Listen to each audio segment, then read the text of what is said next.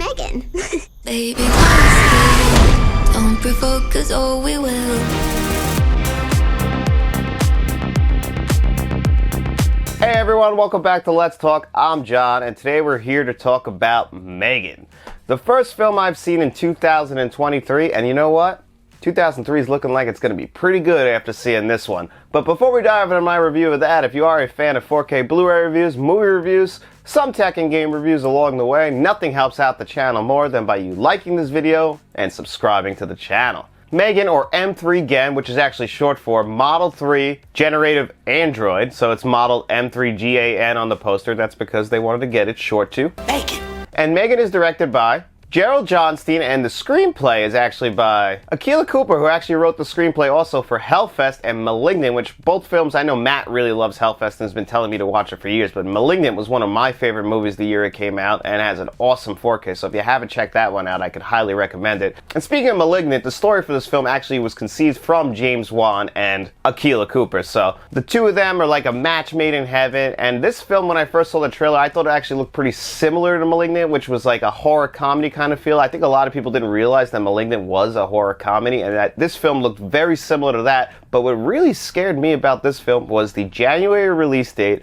and the PG-13 rating. So January is known as, Dumpuary, because most films come to January to die. Most studios are just here to release all of their Oscar bait films. They want everyone to see the films that they want award nominations for. And films that come out in January are usually films that studios have no faith in. So this is a Blumhouse, Atomic Monster, Universal Pictures production. And when I first saw the trailer, I was like, okay, you know what? That looks like something I would definitely be interested in, but my faith in it was just not very high. So I still went to the theater this past weekend and checked it out. And I gotta be completely honest with you guys, I was pretty surprised at how good this movie was. And this film stars Allison Williams, who you might recognize from Get Out, and she's usually a very good actress. Every time I've seen her in anything, I thought she's done a great job. She plays Gemma. And in the beginning of this film, her niece, played by Violet McGraw, who you might recognize from The Haunting of Hill House, she was great in that, so she's becoming one of those really big up-and-coming child actors. And at the beginning of this film, her parents tragically die in a car accident, and her aunt Gemma decides, you know what, I'm gonna take care of her. I'm gonna be her guardian. And Gemma works for this toy company who has this big hit toy that's out right now, but unfortunately, just like everything, that toy is being copied. So Gemma is working on the next big thing, and that next big thing is M3GAN.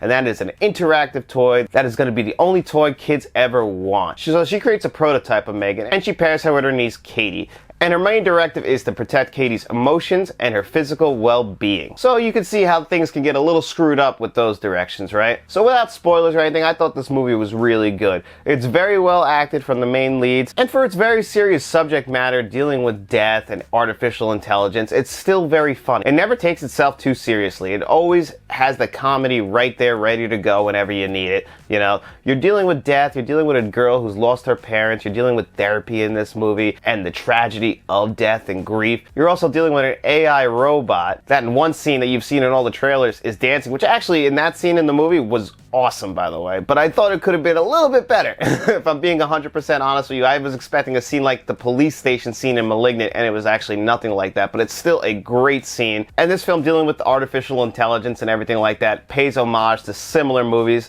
like RoboCop or Terminator, actually. And there's a scene in this movie that's shot for shot taken directly from Terminator. The camera is placed in the exact same place. If you've seen the Terminator a million times like I have, you'll recognize that shot immediately. And the pen that they use for RoboCop's tracking, if you remember in the early part of RoboCop, his tracking sensors correctly and they're moving the pen around, they do that in this with M3GAN as well. And I thought, okay, they know exactly the kind of movie they're making, and they did a great job doing it. This is just a fun little movie. It's not a movie that's going to win any awards. It's not a movie that's going to leave you feeling like emotional or anything like that. This is a movie that actually should come out in January. It's a good trip to the movies. You're going to have fun. It's not 2 hours long. It's only, I believe, an hour and 47 minutes. And you're just going to have a fun time at the movies watching this movie. The only complaints I have about this movie is that this movie is PG-13, and it feels like they cut away from what would have been some really violent deaths. And I understand why they did that, because this movie, as you've probably seen, is doing really well at the box office. It only had a $12 million budget and it made $28 million on its opening weekend, so it's already doubled its production budget in its first weekend.